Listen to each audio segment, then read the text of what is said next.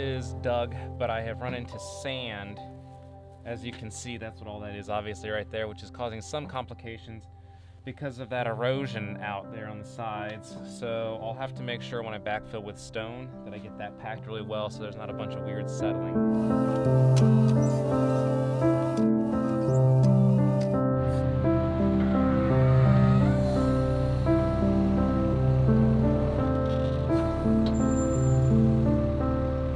He is coming over to help me with things. Hole is basically ready to go. The bottom needs compacted, so we're gonna do that. And then I've got this concrete forms over there in the corner. So those are gonna have to go in the corners. We gotta put concrete with rebar reinforcements in there. For setting the box on, I've gotta get the hole dug for where the sump pit's gonna go, and then put in the drainage tile and slope everything accordingly. So yeah, it's gonna be a busy day. We're in a race against the time, basically, because the weather is going crap. Tomorrow's supposed to rain, and since everything is sand, it wants to crumble.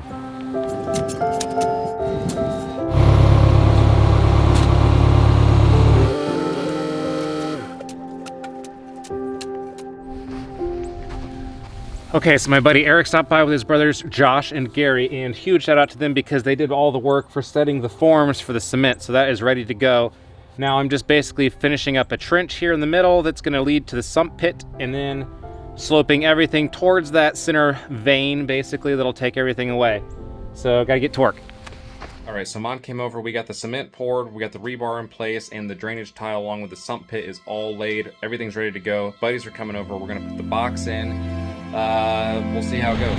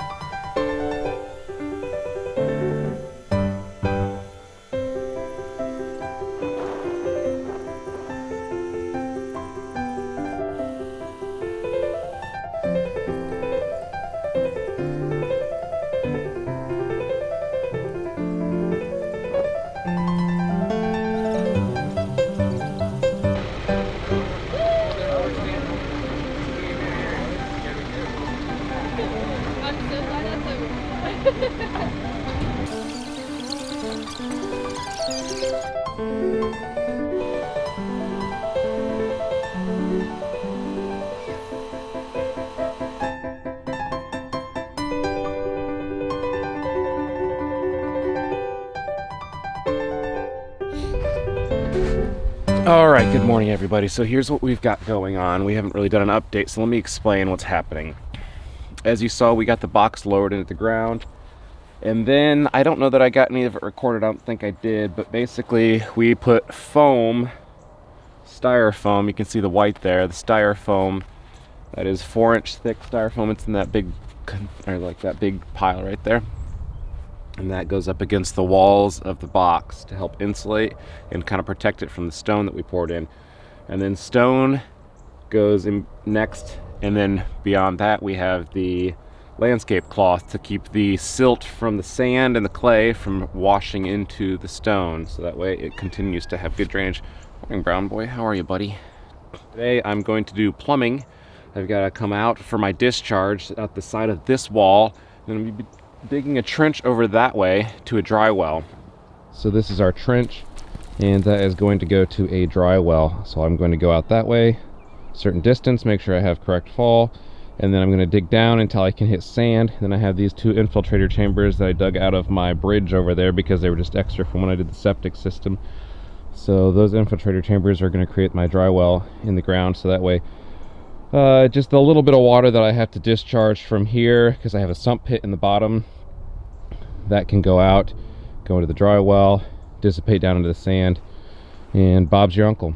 All right, so we've got our drain line that goes out, and then it comes into this ditch and goes over there.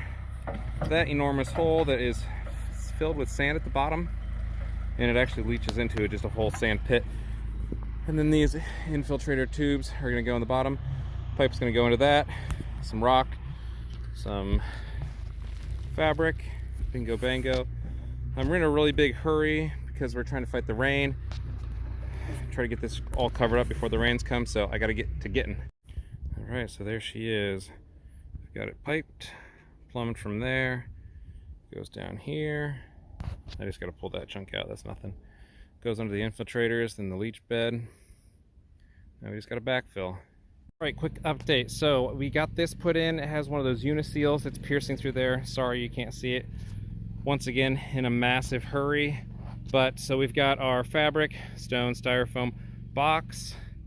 That is up to level all the way around, basically. Got to do a little bit of backfill in here with some stone before I can push the dirt back over. Then foam has to go on top. Probably moisture barrier of some sort. Then dirt on top of that. So this is a conduit that runs back to there. I have my 2 pipelines in for the water feed and return, and then I've got a rope in there so I can pull my wire.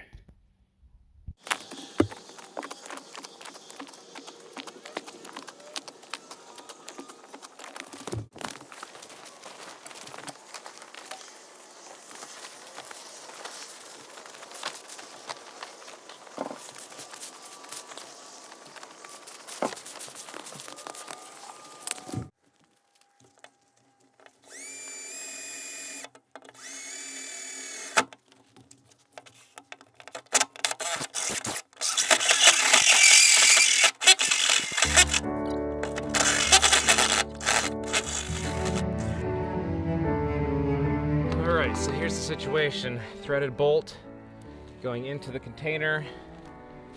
Aluminum plate that's buried deep into the ground. I sanded it before I put it in there, so hopefully it gets nice, good connection with the earth. And then basically copper wire stripped, goes around there, connects to the aluminum plate. Juice up the connections, make sure that that's not gonna, I mean this is stainless, but just, you know, get that all cleaned up nice and coated so it doesn't eat away at the copper, because as far as the electrical potential is concerned, copper is not what we want. That will not protect this, but the aluminum will, so we want that to eat away. The copper is just to connect the 2 pieces together. It's what I've seen on the internet. I've never done this before. Who knows if it'll work, but I figure why not give it a shot. It's another line of defense against the old rust, so that's what we're gonna do.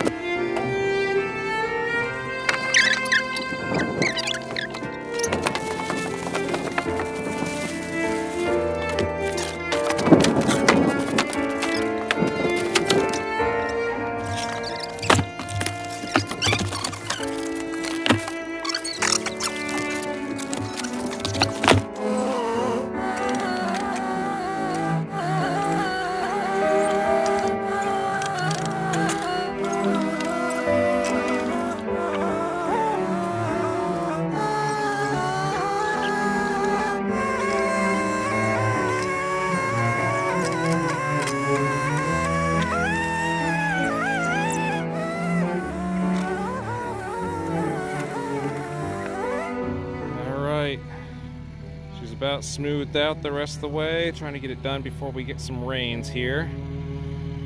So we are real close to the end of fall. Maybe we'll get some grass seed down if we're lucky. We got Papa Bear on the tractor, grading it out.